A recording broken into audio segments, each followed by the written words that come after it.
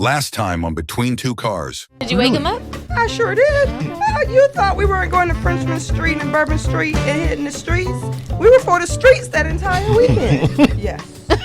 See, this is cool. And that's why I shouldn't have gambled, okay? Because they saw me coming from a long way and they said, ha, we got a sucker. We're about to take her money. I was forced with either you're going to school or you're going in the military. And I think it's probably people like me who are the reason for such deplorable driving. Well, let's not leave out those whose parents waited in lines all their lives and they refuse to now. So I can't say that it's all of you Kamyas. It's a few of the Binyas that are doing it too. Okay? Yes.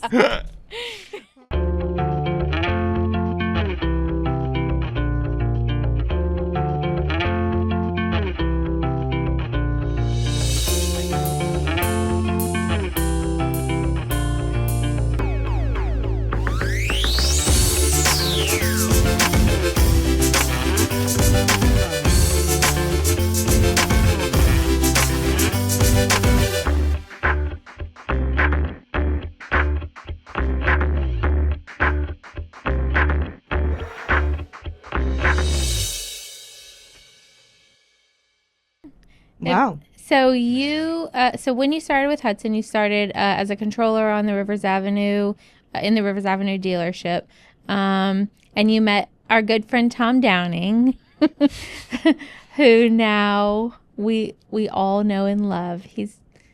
Let me tell you something. I didn't meet Tom. Who is he to you? Yeah, I didn't meet Tom at that Rivers Avenue store. Okay. I have to tell you, I work for Key Automotive Group. And I met Tom down in Okatee, South Carolina, and he was actually a general manager down at Key Nissan in Okatee.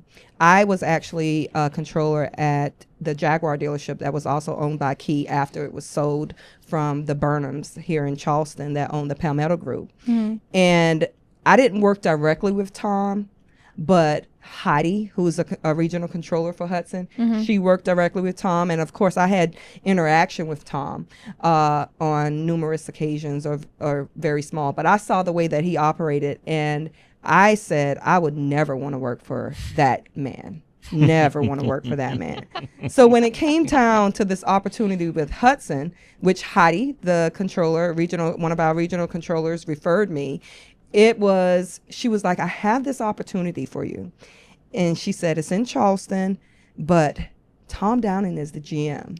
And I said, nope, I'm not moving. I am not moving from Okatee. I love my job. I didn't love my job. I'm not moving from Okatee to go to work for Tom Downing or with Tom Downing. So our interview was arranged so that Tom had support, and TC was there for that interview. And you can't tell TC no. And TC was there, and he basically conducted the interview because he had heard about the ties between Tom and I. Yeah. And he said, nah, we got to get her. We're gonna secure this or whatever. And it happened on a Saturday. And I can say that Saturday, speaking with TC, there on the spot, I made a decision that I was going to join Hudson. Cool. And it was because of him. It wasn't because of Tom. But moving forward to the 4 years that I worked with Tom, I tell everyone that if Tom was to have his own franchise, his own dealership, his own group, and he said, Tashieka, I want you there with me, I'm going with Tom. Because he is a gentle, loving, kind, respectable human being. And he looks out for his people. He has a passion for the people that work with him. And he's such an amazing guy. Wow. He's awesome. He's awesome. He's awesome. Again, I know many people have heard me say that, and they're like, not the Tom that I know. And I'm like, nah, you don't know Tom Downing. How long into your time with him did you figure out the caliber of guy that you were actually working for? How long did it take? Less than a year. Because I tried him a few times. Yeah. When I say I tried him, just a few times that year. Okay, I didn't say over the course of our tenure together, because I tried him many times. Yeah. But his response to me was not of rage. It was not of anything. It was, sit down, let's talk about this. Cool. Wow. He had a different approach than most. Yes. Most would have reacted differently. Most would have responded differently, and it would have intensified the concern. He was gentle. He was kind.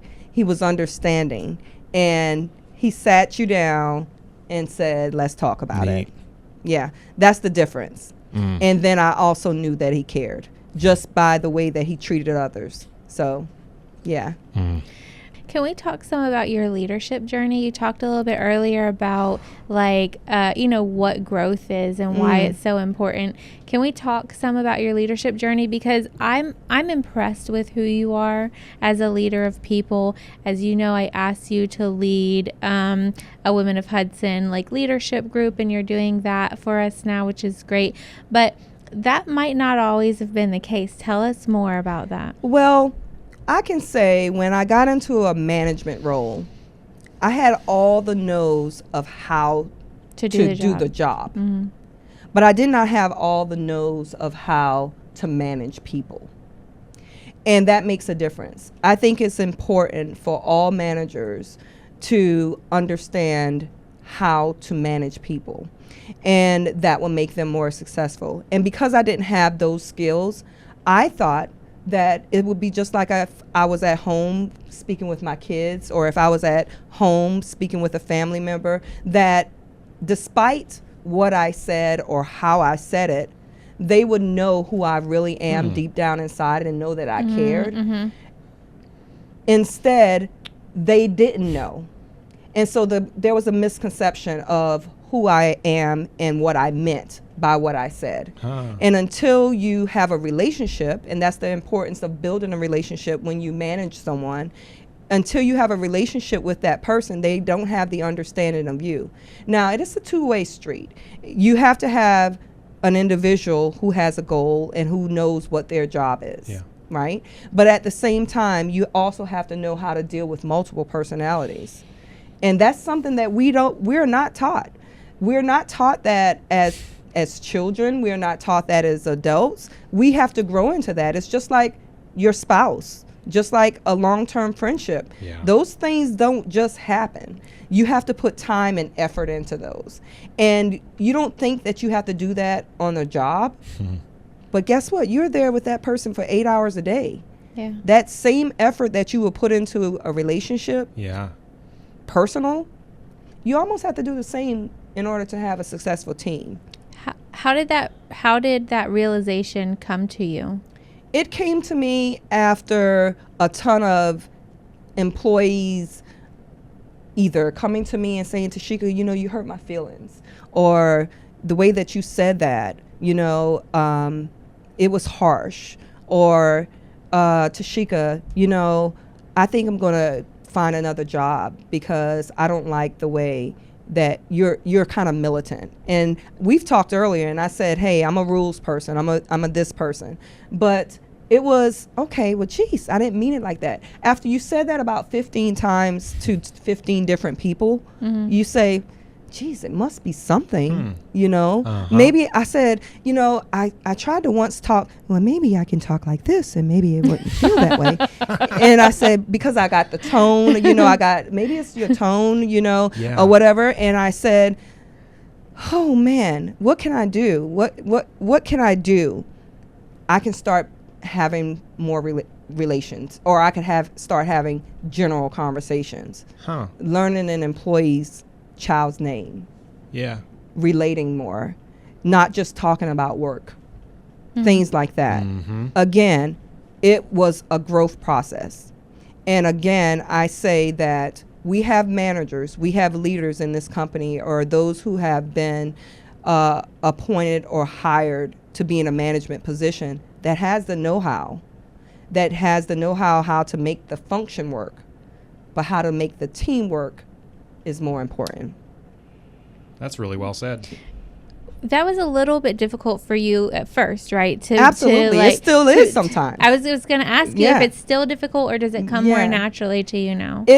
I wouldn't say that it comes more naturally, but I have more of a vision and I have more of a conscience, of awareness, right? The awareness piece is when I see a facial expression, it's kind of like, Yeah. oh, maybe I said that wrong. Yeah. Or maybe and so now instead of responding right then, I take time and I think about the response.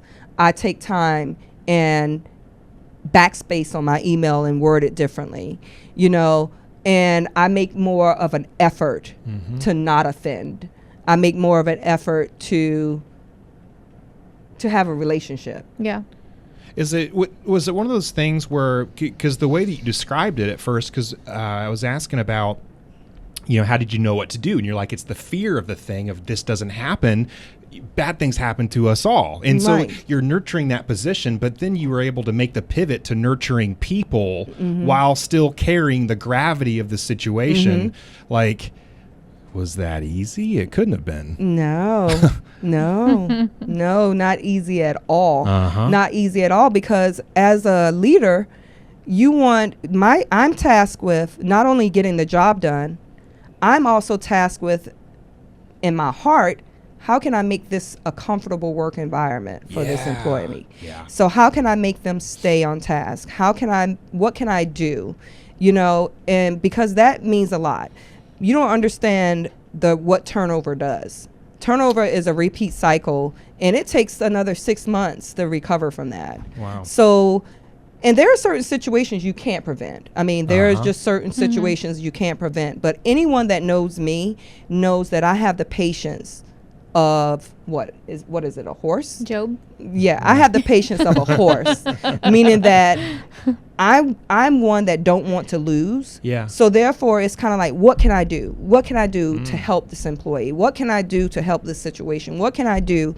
And I spend hours at home in my car thinking about that. So again, it's that consciousness that makes you don't want the negative to happen.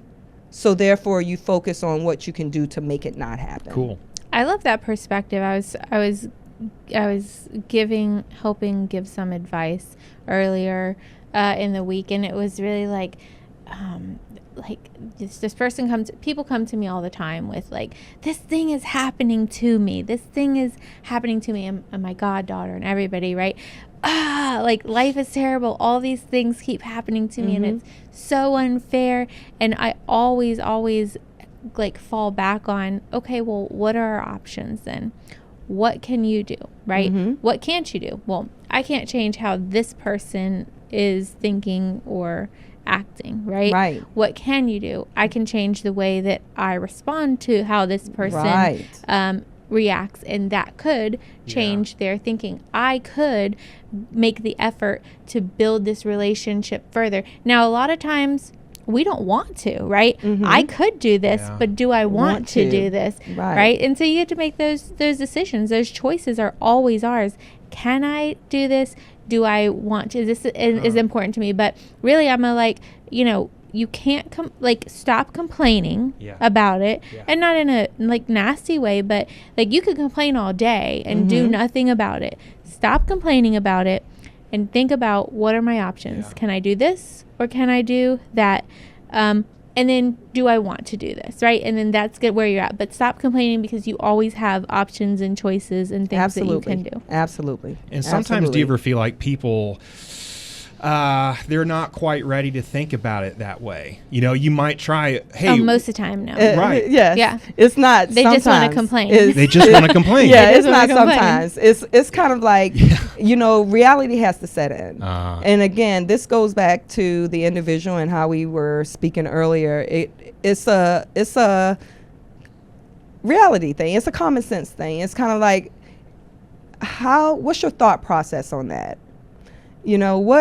What are you looking to gain out of this situation? What are you looking to gain out of your employment? What are you looking for? Because there are going to be needs, and there's going to be things that we can't meet. There are going to be things that you want that we can't give. But I can give you the things that are necessary to complete your job. I can give you the things that are necessary to make you feel valued. I can give you the things that are necessary to make the environment comfortable. But there are some needs that I can't meet. So once you get to that reality, it's now on the individual. And the only thing that you can do is assist in the areas where you can. and that's it. What's your proudest accomplishment? My proudest accomplishment is my ability now to not react instantly to a situation. I am one of those people now that I think it out. I think it out for probably longer sometimes than I should. The overthinker. The overthinker part. But at the same time, and also I give a person, I'm more open now to trying to understand the difference in people. Meaning that, Tashieka, everyone is not going to think like you. Everyone is not going to have the same ethics as you. So therefore, when you invite that into your life and you invite the thought process into your life that they're not like you, then you understand probably more their actions and why they behave, why they respond. Yeah. It's like that. So my ability now to try to look at things from a different perspective, and it's kind of like, instead of someone making a mistake today, they made a mistake tomorrow, they made a mistake the entire week. Instead of looking to term them the following week, I'm looking at past behavior and I'm saying, what could be going on? This is not the normal behavior of that person. Yeah. Well, there's This a why is behind it. yeah, there's something going on. And before you make a rational decision or you make a decision based on that current behavior, you observe it, you recognize it, you identify the concern, and then you try to culture and you try to understand why it's happening. That's because that curiosity. it's that curiosity, because you never know what could be going on in a person's life outside of work. Yeah. And not to say that it should cause a major interference with work. However, but we're human. We have to understand that there could be something. Yeah. So my ability now to step back and basically face reality and understand that everyone is not perfect. Everyone is not going to be held accountable or be at the same level of accountability that you are, and know that they may need help. They may need help and they just don't know how to ask for it. My ability now to step back and think things through before I make a rational decision is one of my biggest accomplishments. I love it. That's a great answer. Yeah. Did Tom help you learn that? Did you have role models that you kind of like? Let's not attribute that to Tom. Let me just say, I'm gonna say somewhat. I'm gonna say somewhat, and the reason why I say somewhat, Tom, is because he was one of those people. He's that individual that I would go to in a rage, and he would first say, "Have a seat," and that seat was to relax. It was to calm you down a little bit, because breathe. And that's one of his favorite terminologies, breathe. Like breathe. So yes, I would say that Tom contributed to that, along with all of the growth programs, all of the growth opportunities, the courses that that Hudson has offered, Maxwell training, different trainings, but more than anything, experience has contributed. Yep.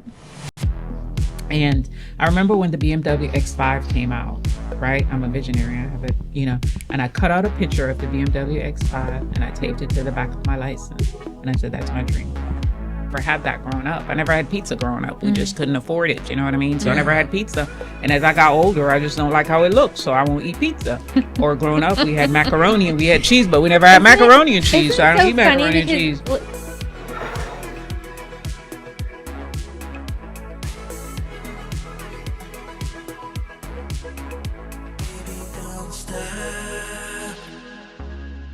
I'm falling even faster now.